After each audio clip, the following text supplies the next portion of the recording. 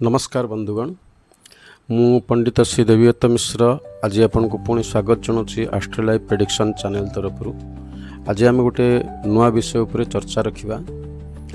मुझेतु जड़े medical astrology student, तेणु आज आम से विषय नहीं कि गोटे टॉपिक रखा। विटामिन डी आपण मैंने समस्ते शुणी थे नाम। विटामिन डी शरीर पर अत्यंत जरूरी, जहाँ को आम सनसाइन विटामिन बोली भी कही था। विटामिन डी सहित एस्ट्रोलोजीर केमिति संपर्क आम जातक माध्यम केमिति जानिबा जे विटामिन डी रो अभाव जातक अनुभव करेंगे एवं विटामिन डी अभाव जनित जहाँ रोग से रोग पीड़ित होवार चांस अच्छी, तो से विषय आम चर्चा रखा। विटामिन डी साधारणतः दुई प्रकार, vitamin D 2, vitamin D 3। Vitamin D रो मुख्य स्रोत सूर्यंकर किरण ही आम विटामिन डी विशेष भाव प्राप्त करथाउ। किछि खाद्य मध्य अछि, जेमिति विशेष प्रकार माछ किंबा अंडार केसर, मशरूम विशेष किछि मशरूम मध्य अछि। ए प्रकार खाद्य मध्य आम विटामिन डी पाई थाउ। वर्तमान आसंतु आम जानिबा जे विटामिन डी आम शरीर में कौन करे, आउ विटामिन डी अभाव में कौन कौन रोग होवार संभावना अच्छी। विटामिन डी आम शरीर को गला परे लिवर एवं किडनी माध्यम रे एक विशेष प्रकार हार्मोन रे परिणत हुए। जो हार्मोन कौन करे, आम शरीर रे कैल्शियम एवं फॉस्फोरस ये दुईटी जिनस को अवशोषित करे, जहाँकि आमर अस्थि एवं दांत पाई अत्यंत आवश्यक। तेणु विटामिन डी द्वारा अस्थि आ दांत को आम सुरक्षित करिपारू। द्वितीय विटामिन डी द्वारा आमर शरीर रोग प्रतिरोधक शक्ति मध्य वृद्धि होता है।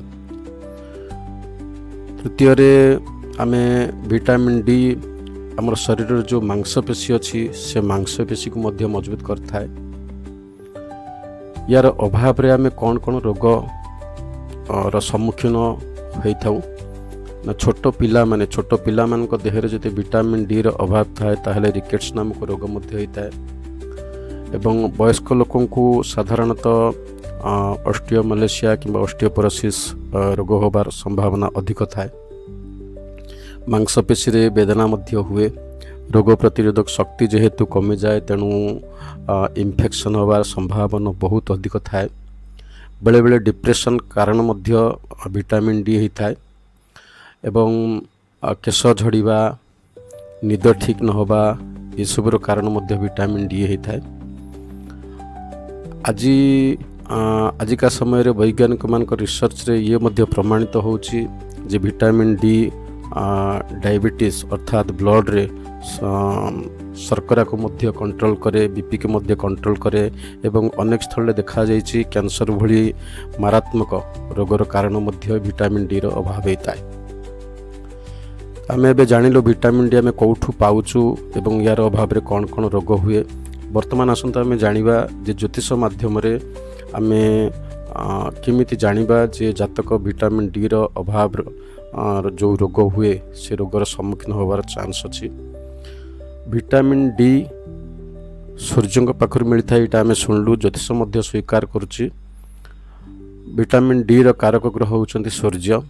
जातक जदि कौन सी प्रकार रे सूर्यंकर स्थिति खराब थाए, सूर्य शत्रुकर्तर पापकर्तर थांती, सूर्य नीच अवस्था थांती, सूर्यंकर स्थिति अत्यंत खराब होता है, ताहले से जगह आम निश्चित होबा जे जातक निश्चित विटामिन डी रो अभाव जनित समस्या पीड़ित हेबे। वर्तमान यार प्रतिकार कौन? यार प्रतिकार स्वरूप जहाँ ज्योतिष शास्त्र लिखा है, सकाळु उठिबा एवं सूर्य को अर्घ्य दबा, सूर्यंकर उपासना करिबा, यह यार होची मूल प्रतिकार। किंतु कही रखिबी जे विटामिन डी रो अभाव रे जदि कौन सी रोग द्वारा आप पीड़ित अछंती, ए प्रतिकार करंतु, किंतु ता सहित डाक्तरी चिकित्सा करिबा निहाती आवश्यक। डाक्तरी चिकित्सा सहित आप ए प्रकार प्रतिकार करि पारंती। तो आजिर आलोचन आम विटामिन डी रो अभाव रे कौन रोग हुए ज्योतिष माध्यम आम केमी जानिबा एवं तार प्रतिकार कौन विषय आम जानिलु। आशा रखुछि भिडियोटी आपण मानकु निश्चित भाव भल लागिवो। भिडियोटी यदि भल लागिला ताहले लाइक सब्सक्राइब एवं शेयर करिवे। नमस्कार।